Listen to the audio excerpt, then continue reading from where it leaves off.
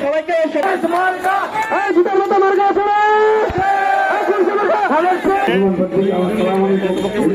এর আগে আমাদের এমপি দেশে করছি 15 বছর আগে, মাঝখানে আমরা ভোট দিতে পারি নাই, তাই না? সব ভোট নিয়ে গেছে ওরা, কারা? হাসিনার লোকেরা, তাই না? অথবা পুলিশ অ্যাডমিনিস্ট্রেশন। এবার একটা সঠিক ভোট হবে বলে আশা করতেছি আমরা। যার ভোট সে দিতে পারবে, যাকে খুশি তাকে দিতে পারবে, তাই না? আপনারা আশা করেন তো নাকি? ভোট দিবা যাবেন তো নাকি? কোথাও কইও হবে তো ভাই, ভোট দিতে যাবেন তো? একদিন পর একটা সুযোগ আছে, মা বোনেরা যাবেন তো ইনশাআল্লাহ। এইবার ভোটটা আমরা একটু অন্যরকম হচ্ছে।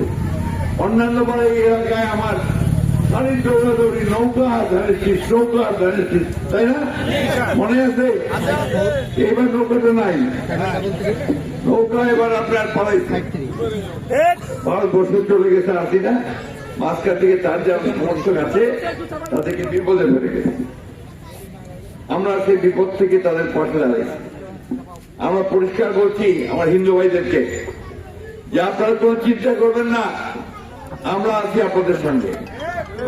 যারা অন্যায় করছে তাদের শুধু শাস্তি হবে, যারা অন্যায় করে সাধারণ মানুষ তাদেরকে আমরা আমাদের বুকের মধ্যে রেখে আসবো, মাথায় রাখবো, ঠিক না?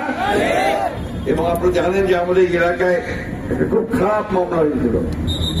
মামলাটা কি ছিল?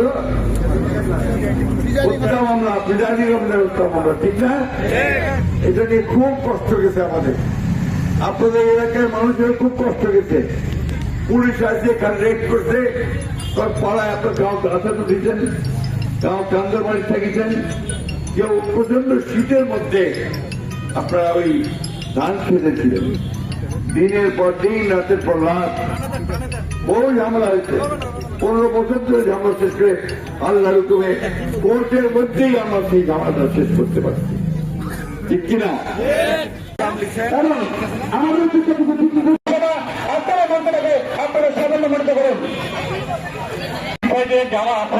আপনারা উত্তর সাইডে চলে যাবেন, দক্ষিণ সাইডে